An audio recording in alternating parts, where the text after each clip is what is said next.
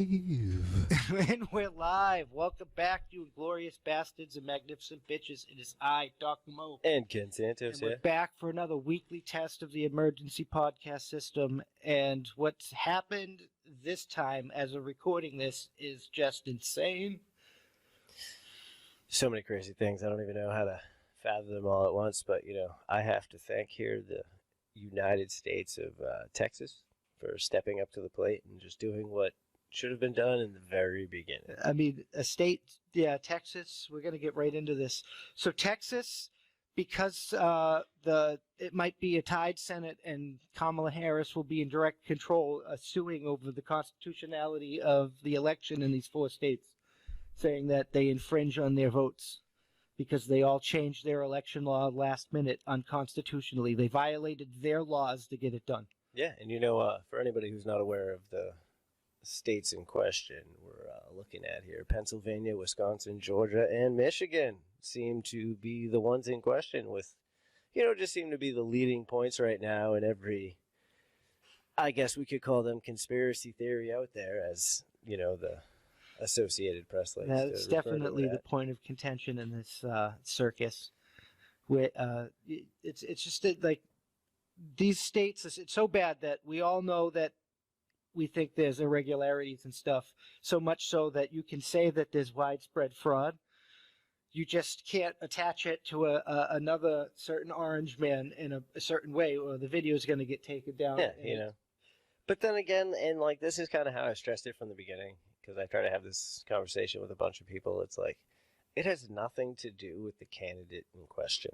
So let's process that for a second. Like, granted, we all know a whole bunch of other information that sets strong guidelines on that aspect. It really isn't about either person. I mean, it's just some people the process. But if we don't try to ensure the process, there's no real proof yet. But that's because we haven't investigated it, and that's going to take a while. And I don't think we have the time to do that. And there was some information that the FBI apparently raided someplace and got a bunch of laptops and a backpack full of USB drives and some other things. There's all kinds of... there's all sorts of crazy stuff, which, that's fine. If the FBI actually finally got involved and are trying to figure out if this is just shenanigans or not, I can appreciate that finally. They did read that Hunter Biden was under official investigation. Dude, that guy he frightens me, dude. I mean, I know the pictures... You want to know who he really reminds me of? Anybody who has similar taste to me will understand where I'm coming from with this. So I think most people at this point have probably seen the movie Sin City. Now, a huge presence in that is like one governor or whatever at the time, and his son, who happens to kidnap, what is it? That one girl, whatever, you guys can catch on. But he goes and gets little kids, he brings them, he tortures them, has his way with them or whatever. Yeah, no, the cop finds him, blows his dick off, and then he comes back, and now he's an orange man, mind you, funny enough. He likes the Chinese variety of that Beijing Biden. Yeah. This whole... I don't understand. He can't be allowed to be president.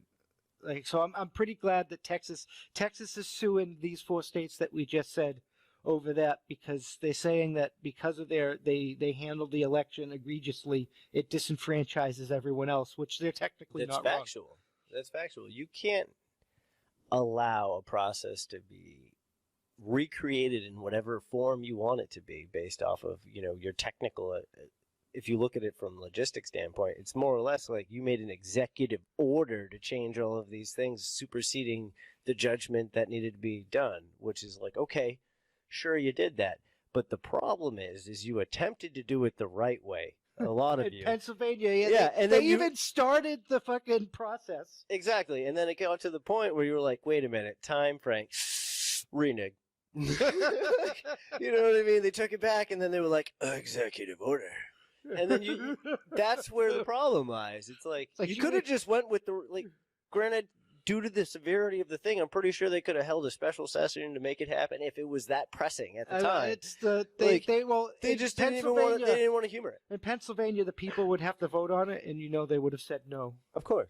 But people are afraid of this pandemic, and So speaking of which, I was watching something in regards to the Pfizer vaccine. And I guess if you have some neurological issues or a few other medical conditions, let your doctor know, because those are apparently the people that are dying horribly. The CNN, Just so you're aware, just keep that in mind if you want to take it. They put out a news article the other day, and it was like, Americans should not be worried if people start dying after they take the vaccine, because people are going to die of other stuff. Yeah, it's like, yeah. And then I'm sitting here and, watching the thing, and they're showing the card, like, my vaccine card. And it's like, dude, it looks like an OSHA official card. Like, you're giving me, like, I have to carry this around everywhere I go. But Like, anyway, not for nothing. If you all have the vaccine, why should I need Texas it? You're is already trying to immune come to to the rescue by getting the Supreme Fuck. Court to hear this. And I don't know if they will hear this, because they unanimously 9-0 tossed out the Act. Well, they didn't toss out the Act 77. They're going to, like, rule on it and see it and judge its merits, but they basically denied the emergency injunction, which was to stop the current election. So it's not going to affect anything that already happened. It'll be applied to anything going forward. Which